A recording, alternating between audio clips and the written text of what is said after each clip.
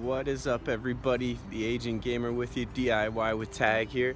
Today I'm going to show you a simple firewood holder.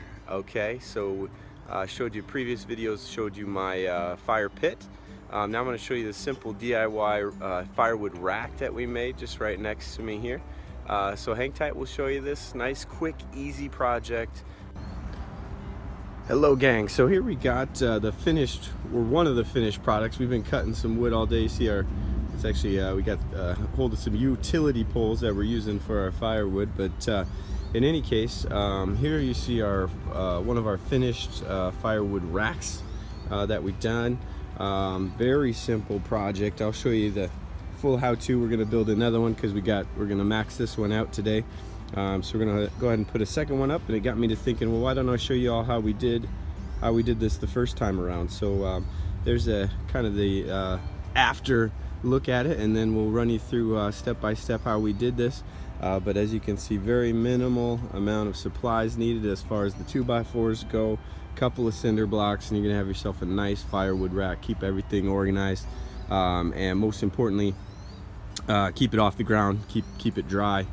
So when you're ready to have that bonfire in the pit that I had shown you last time, that you're ready to rock and roll as far as that goes. So hang tight and we'll show you the whole thing.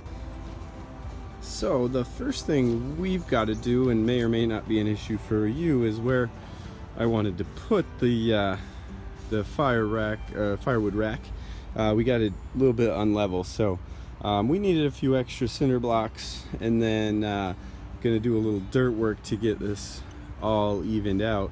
But step one is simply figuring out where you want to put it, and then starting with the base of the cinder blocks, 2 on each end, where the 2x4s are going to rest and go into, and then one in the middle as far as holding the weight or the load of the firewood there. And so this is our first block. Obviously dug out a little spot over here for our second one as far as getting it flat and even. And then I'm gonna have to do a little dirt work, a little more dirt work right here to get it totally flat. But so that's how you start out. Figure out where you want it. Lay your first 3 cinder blocks so that you can put the 2x4 frame on the top, so you see ultimately how they're gonna fit in there. So they're gonna be into this one here as we go along. So that's pretty much step 1, gang. All right, y'all. So now we got our brick slate. I filled in some dirt to, in the idea of getting this level. So now we got our blocks level, filled in some dirt. Now, quick and easy way to get your dirt here leveled is, as you can see, just how dirty the backside of that block is.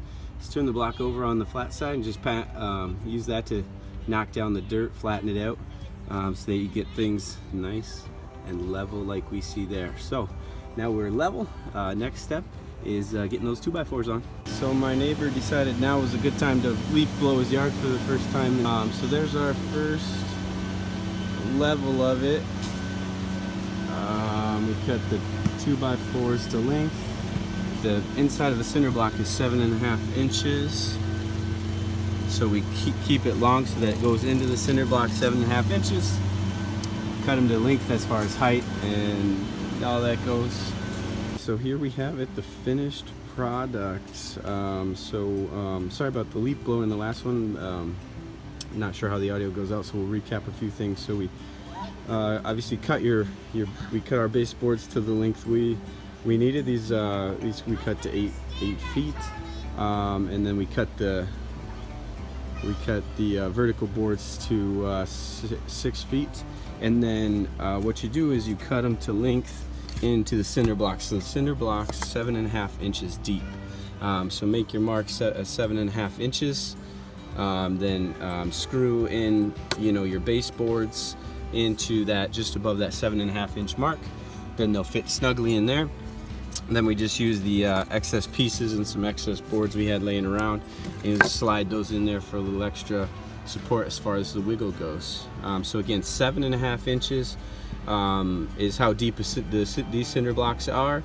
If you get this type of block, 7.5 inches mark, baseboard at that point, then you'll have a nice sturdy foundation to put up all your firewood and keep it dry If you have two like we do, make sure you leave a space between the two again, so they can dry out when it rains, and keep them also away from the wall to keep them dry in that regard too. But there you have it. Take a step back here so you can see it again in full. You got this resting on the cinder blocks, and you got yourself a DIY firewood rack. Cheap, easy, not a lot of skill power or manpower involved there. Slap them together and you're good to go. So again, this was Tag, DIY with Tag with you, the Aging Gamer. So I appreciate all of you.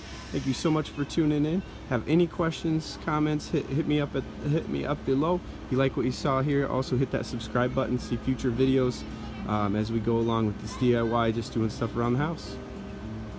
There it is, gang, the finished product. Everything's done and chopped and stored away, nice and dry. Now we're gonna go ahead and enjoy that fire. Thanks for joining me. Y'all have a good one.